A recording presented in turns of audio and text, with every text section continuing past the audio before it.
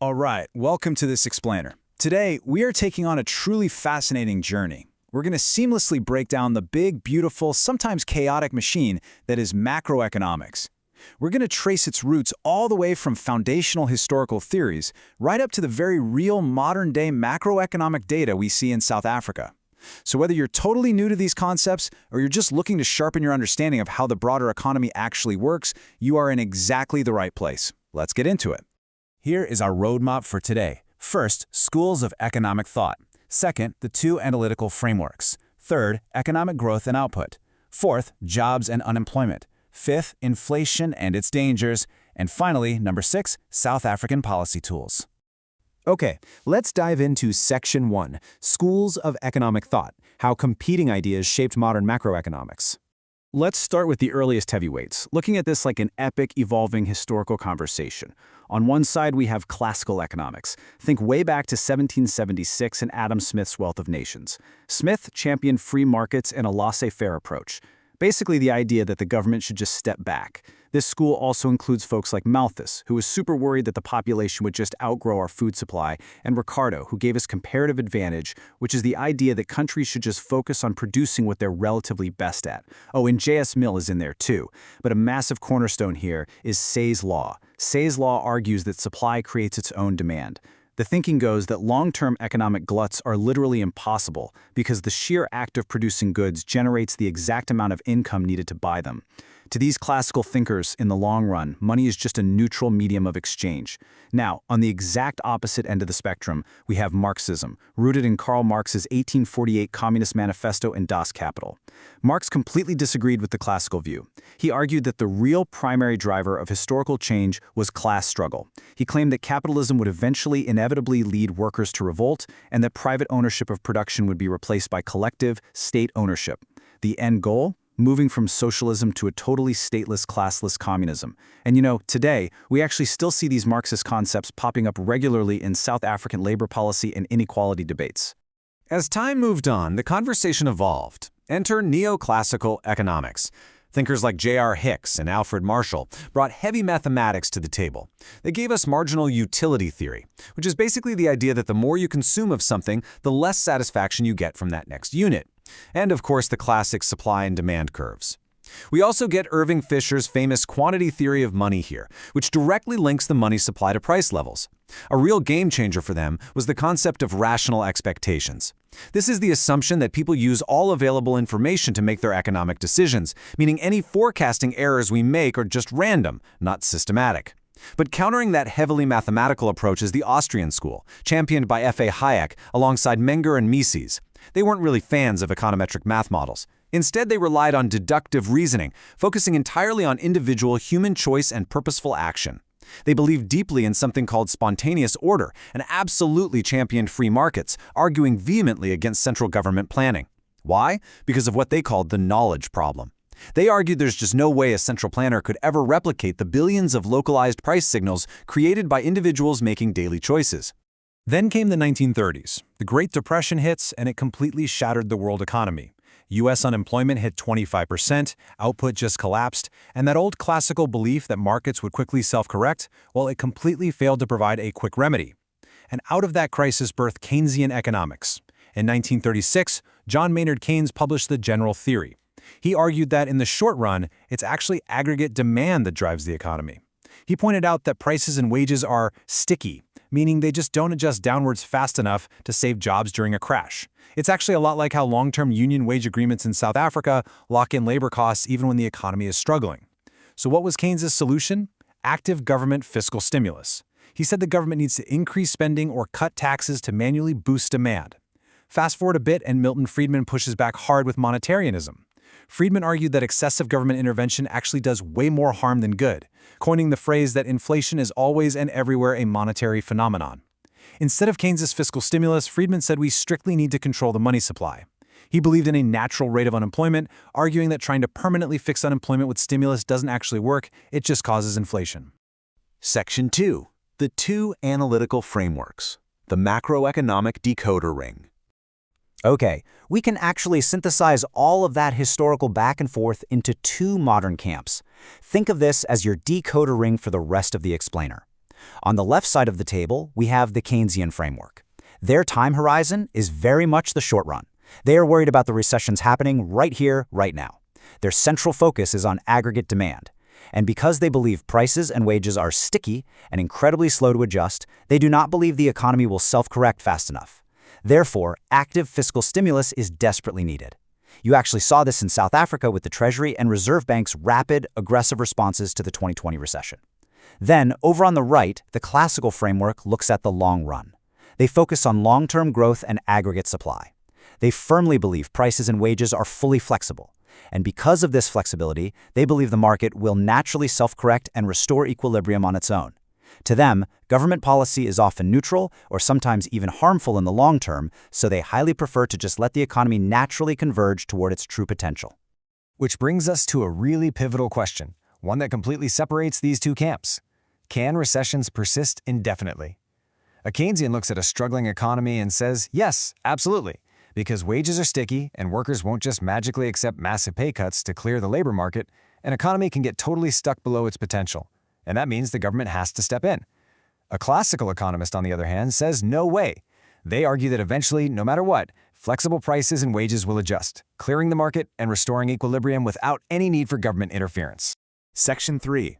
Economic Growth and Fluctuations, Diagnosing the Machine. Let's transition into the real world to look at our first major macroeconomic concern, growth.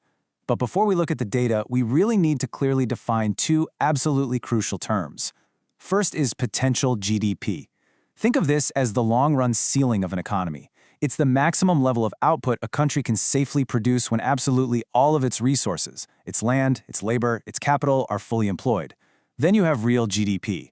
This is the actual inflation-adjusted output that is happening right now in the real world. And unlike potential GDP, real GDP fluctuates all the time, which creates the business cycle. Here's the key. When you subtract potential GDP from real GDP, you get what economists call the output gap. If that gap is positive, you've got a booming, overheating economy. But if it's negative, that means you're in a recession and unemployment is rising. Let's look at what this actually means for South Africa's economic growth. On this graph, that smooth red line, that is the long-term potential GDP ceiling we just talked about. The wavy blue line is the actual real GDP, bouncing up and down around that red line over the years. Notice the major historical shifts in South Africa's growth here. From 1965 to 1995, real growth just hovered around a pretty sluggish 1.5% per year. Then, entering the democratic era, from roughly 1995 to 2010, we see a much stronger growth period, averaging about 3.4%. But look what happens after the global financial crisis. From 2010 onwards, growth unfortunately slowed right back down to roughly 2.1% a year. So, what does this all mean? Well, the crucial point is $314 billion. Let that massive number sink in for a second. That is the estimated amount of completely, permanently lost production in South Africa due to recessions stretching from the early 1970s all the way through to the late 2000s.